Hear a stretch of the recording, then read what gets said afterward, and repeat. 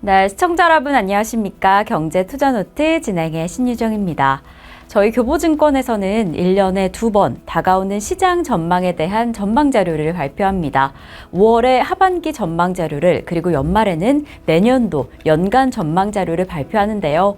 이를 통해서 시장을 더 든든하게 대비할 수 있도록 길잡이를 제공해 드립니다. 자, 그래서 이번 경제투자노트 시간에서는 2024 하반기 전략에 대한 이야기를 해보려고 합니다. 이번 하반기 전망은 총 8개의 시리즈, 경제채권, 주식전망 투자전략, 그리고 환율, 부동산, 금융지주, 자동차, 음식료, 재생에너지로 이루어집니다. 또 저희 교보증권의 김지연 아나운서가 이에 대해서 자세한 이야기 나눠준다라고 하니까 끝까지 많은 시청 부탁드리겠습니다. 자, 그럼 저희 첫 번째 경제채권 전망부터 살펴보겠습니다. 이에는 백윤민 수석연구위원님과 신윤정 이코노미스트님이 함께해 주셨습니다. 자, 이제 하반기에 가면 갈수록 미국 경제에서 각 경제 주체들의 부담이 가시화될 것이다 라고 보고 있습니다. 지금 소비 추세 자체는 그리 부정적이진 않지만 소비 자체가 실질적인 모멘텀 개선으로 보기에는 어렵다라고 보여지고 있는데요. 지금 이러한 상황에 고용시장 둔화와 소비 여력 감소까지 더해져서 내수 모멘텀도 좀 악화될 것이다 라고 전망이 되고 있습니다. 지금 이러한 경제 상황 안에서 채권 시장에는 이 금리 인하에 대한 증거를 찾는 게 핵심 포인트일 것 같습니다.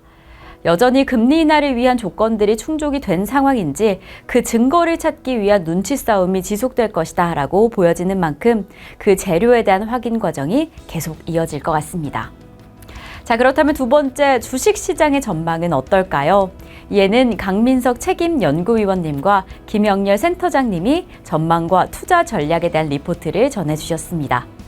우선 하반기 미국 주식시장은 상승 모멘텀을 받기에는 쉽지 않을 것이다 라고 보고 있습니다.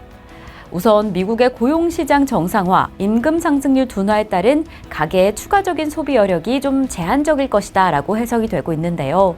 이 때문에 소비 중심의 경제 성장률은 둔화될 가능성이 높다라고 해석이 되고 있습니다. 그래서 저희 교보증권은 미국 경제 연착륙 전망을 유지하고 있습니다. 그리고 국내 증시에 대해서는 수출 모멘텀을 강조하고 있는데요.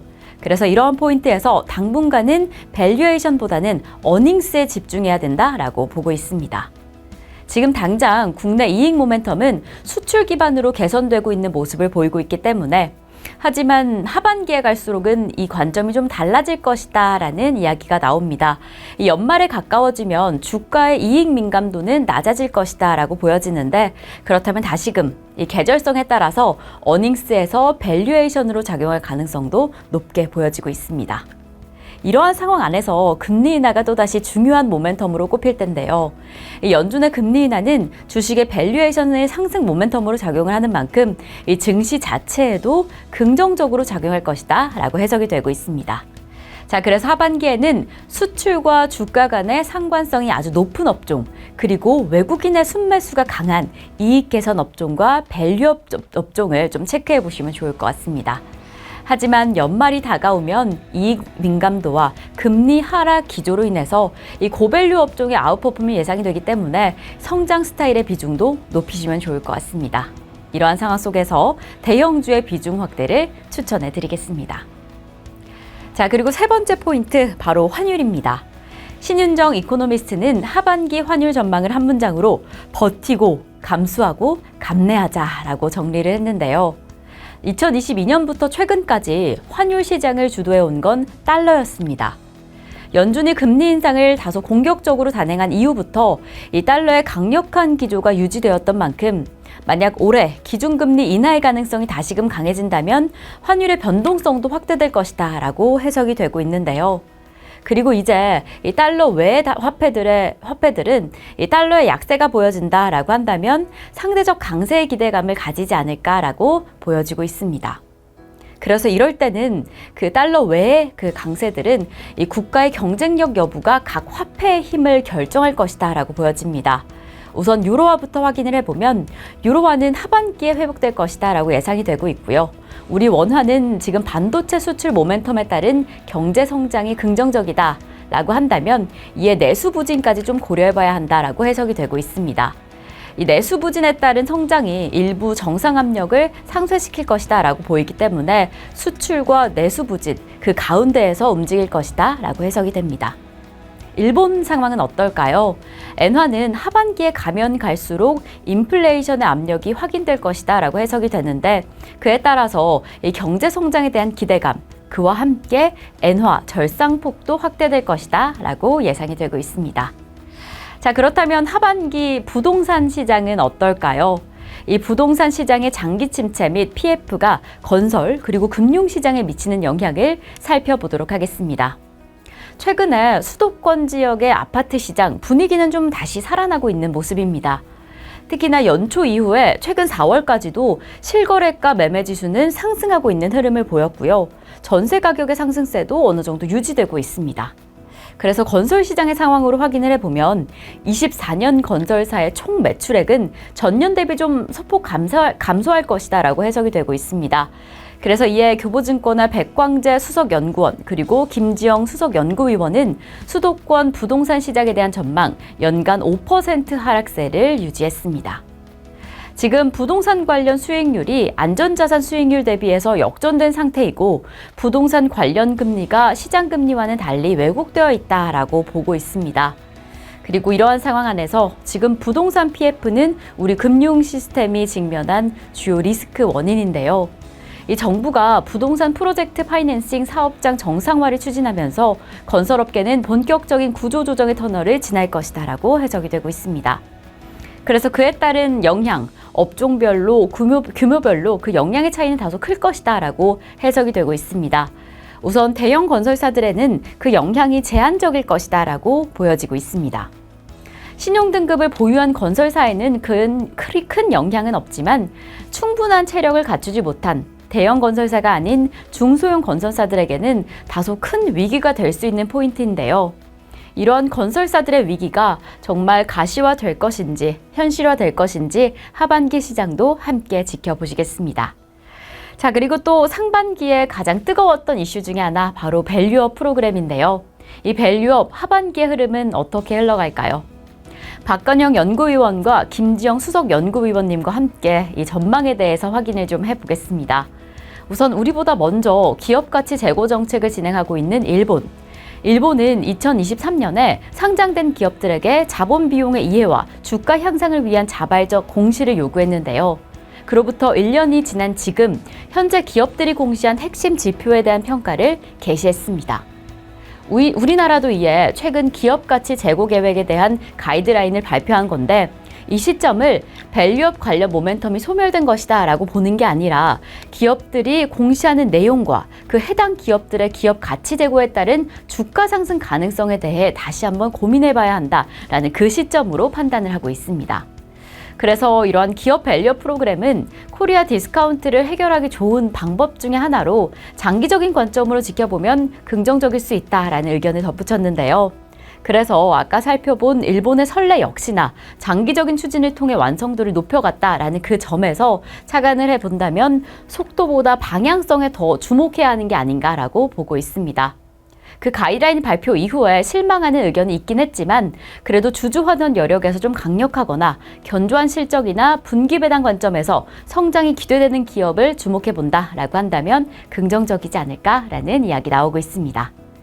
자, 그럼 저희는 다음으로 이 자율주행 시장에 대한 이야기 나눠보겠습니다. 글로벌 전기차 시장이 최근에 좀 주춤하면서 이 자율주행에 대한 관심은 조금 더 두드러지고 있는데요. 자율주행 시장에 대해서 남주신 선임연구원의 리포트 확인해 보겠습니다. 2015년에 테슬라가 오토파일럿 기능을 탑재한 이후에 내연기관차에서 전기차에서 자율주행차로 빠른 전환이 시작되었는데요. 하지만 2018년에 이 흐름이 좀 주춤했습니다. 이 우버가 보행자 사망 사건을 만들어낸 이후로 이 관심도 주춤해지고 계획되었던 플랜 역시나 이 기존보다 조금 더 장기화되고 있는 상황이었는데요. 하지만 지금 전기차 시장의 정체를 해소시켜줄 돌파구를 이 자율주행으로 보고 있습니다. 이 자율주행 전망이 상당히 긍정적인데 글로벌 자율주행 시장은 2030년 1조 2271억 달러까지 성장할 것이다 라고 보고 있고 이러한 확장세라면 가장 중요한 과제는 상용화다라고 꼽고 있습니다. 그래서 지금 이 자율주행 시장 안에서 누가 먼저 이 자율주행을 더 잘 개발하고 대량 양산시키는지 그 부분에 따라서 시장 1위 자리가 결정이 될 텐데요. 그리고 지금 이 시점에서 테슬라가 또다시 먼저 움직이고 있습니다. 이제 8월 8일에 로보택시가 공개될 예정인데 이 로보택시에 대한 자세한 사항은 아직은 공개가 되지 않았지만 이 자동차의 온도를 원격으로 설정하는 기능이 포함될 것이다 라고 예상이 되고 있고 이 장기적으로 자율주행이 상용화된다 라고 한다면 이러한 한 걸음이 모빌리티 업체들의 형태에도 큰 변화를 불어올 것이다 라는 큰 걸음이 될 것으로 보여집니다. 그래서 지금 발표가 될 로보택시의 혁신이 단순히 제조사뿐만 아니라 소비자에게도 높은 부가가치를 제공하고 또 자율주행 시장 안에서도 이 테슬라의 입지가 좀 강력하게 드러나지 않을까 중요한 포인트로 꼽히고 있습니다. 그래서 정말 이번 한 걸음이 강력한 선두가 될 수 있는 입지를 다질 수 있을지, 시장을 정말 강력하게 견인할 수 있을지가 관건입니다. 이렇게 앞으로 지나가다 보면 자율주행 시장은 점차 확대가 될 텐데 이때 차량용 반도체와 센서 업체들의 밸류체인 상장이 예상이 되고 있습니다. 그리고 무엇보다 이 완성차보다는 부품주 그리고 소프트웨어주들의 주가 상승 수혜가 기대가 되는데요. 이러한 상황 안에서 이 자율주행 하드웨어와 소프트웨어 기술을 동시에 하는 기업들에 대해서 관심을 더 기울여야 한다라고 보여지고 있습니다. 이뿐만 아니라 수출의 경쟁력을 강력하게 가지고 있는 특히나 원천 기술을 보유하고 있는 업체들도 함께 집중해 보시면 좋을 것 같습니다. 자, 그리고 5월 시장을 정말 뜨겁게 달궜던 음식료, 하반기에는 어떨까요? 권우정 책임연구원은 음식료 업계 흐름에 대해서 인도 시장을 집중해보자 라는 이야기를 전했습니다. 2023년 세계 인구 1위 대국으로 떠오른 인도. 이 엄청난 인구수와 함께 경제 발전을 바탕으로 인도의 소비 시장 역시나 가파르게 성장을 하고 있는데요. 최근 10년간 소비 지출 성장률을 확인해 보면 한국은 3%, 일본은 1%인데 반해서 인도는 11%라는 엄청난 성장률을 보였습니다. 이 중에 식품 시장의 규모는 지난 5년간 연평균 9%의 성장세를 보이기도 했는데요. 특히나 이 안에서 이 가공식품 시장 전망은 더 강력합니다. 향후 5년간은 15%의 고성장을 이끌어갈 것이다 라는 전망까지 나오고 있습니다. 이러한 성장세를 뒷받침해주고 있는 건 다른 국가에서는 걱정하고 있는 20, 30대의 비중, 인도에서는 정말 상당한 비중을 차지하고 있는 만큼 이 경제 고성장에도 뒷받침하고 있고요. 그리고 이뿐만 아니라 도시화 그리고 물류 인프라 확대를 바탕으로 이 성장세가 더 가파르게 이어지고 있습니다. 그래서 지금 보이고 있는 이러한 가파른 성장이 성장주의 밸류에이션까지 뒷받침해주고 있는 상황입니다. 그래서 지금 인도에 이미 진출해 있는 우리 기업들이 밸류에이션 프리미엄 요인으로 작용할 것이다 라고 해석이 되고 있습니다. 지금 이런 흐름 안에서 가장 두각을 드러내고 있는 우리 기업이 바로 롯데웰푸드인데요. 우리 식품 기업 가운데 가장 먼저 인도 시장에 진출한 롯데웰푸드, 최근 3년간 연평균 32%라는 엄청난 성장세를 보이고 있습니다. 무엇보다 이러한 수익성 중심으로 경영 이익 개선도 좀 크게 나타나고 있고 전반적인 원가 개선 역시나 가시화되고 있는 상황입니다. 이러한 상황 안에서 이 빙과 시장의 성장세도 힘을 더하고 있는데 인도 빙과 신공장 가동 그리고 국내 합병 효과까지 더해지면서 이 국내 제로 웰빙 효과까지 더해진다라고 한다면 이 전망이 더 긍정적이지 않을까라고 읽히고 있습니다. 이러한 하반기 인도 시장의 성장세에 힘입어서 우리 식품 시장은 어떻게 흘러가게 될지 계속 확인해 보시겠습니다. 자, 그리고 ESS에 대한 관심과 열기는 끊이지 않을 것이다 라고 보여집니다. 박건영 연구위원님의 재생에너지 하반기 전망 함께 보겠습니다. 계속해서 전력 수요의 급증, 이에 따라 공급 부족까지 예상이 되면서 재생에너지에 대한 관심은 더 강력해지고 있는데요. 최근에 중국 업체들의 공급 과잉 그리고 가격 경쟁으로 인해서 지금 주요 원자재의 가격과 제품 가격은 하락하고 있는 상황입니다. 이러한 가격 하락이 모듈 판매 업체의 실적에는 부정적인 영향으로 미치고 있는 상황인데요. 그리고 풍력은 고금리와 정부 정책과 같은 매크로 이슈들에 인해서 이 프로젝트 자체가 좀 지연이 되고 있습니다. 수요도 늘어나고 있고 신규 수주가 증가하고 있어서 일감은 많은데 이러한 상황들 때문에 앞으로 진행하기는 어려운 상황인 거죠. 그래서 지금 이 시점에서는 매크로 환경이 개선이 되면 풍력 시장뿐만 아니라 재생에너지 관련 기업들이 더 빠르게 반등할 것이다라고 보여지고 있습니다. 그래서 이 부분을 함께 체크하시는 게 중요할 것 같고요. 그리고 아무래도 최근 증시를 좀 크게 움직이고 있는 요인 중에 하나가 바로 데이터 센터가 아닐까 싶습니다. 이 AI 반도체 시장이 확대됨에 따라서 데이터 센터가 정말 공격적으로 증설이 되고 있는데 이에 엄청난 양의 전력이 필요로 하고 그에 따라서 상반기에는 이미 전력 관련주들이 주목을 받았는데 하반기에는 이러한 전력기기뿐만 아니라 데이터 센터 그리고 실시간 전력 효율화 관련된 제품 그리고 해당 관련된 장비들까지 주목을 받지 않을까라고 전망이 되고 있습니다. 그래서 지금 이 시점에서는 이 전력의 효율성을 끌어올리기 위한 수요가 강력할 것이다 라고 보여지고 있습니다. 그래서 연료전지, ESS, 슈퍼커퍼시터, 그리고 저장 및 비상전원 관련한 제품에 조금 더 주목해 보시면 좋을 것 같습니다. 자, 이렇게 하반기 기대가 되는 섹터들, 우리 전망에 대해서 하나씩 알아봤습니다. 이 시장의 움직임 속에서 우리 증시는 어떻게 움직이게 될지 하반기에도 저희 교보증권과 함께 하시겠습니다. 시청해주신 여러분 고맙습니다.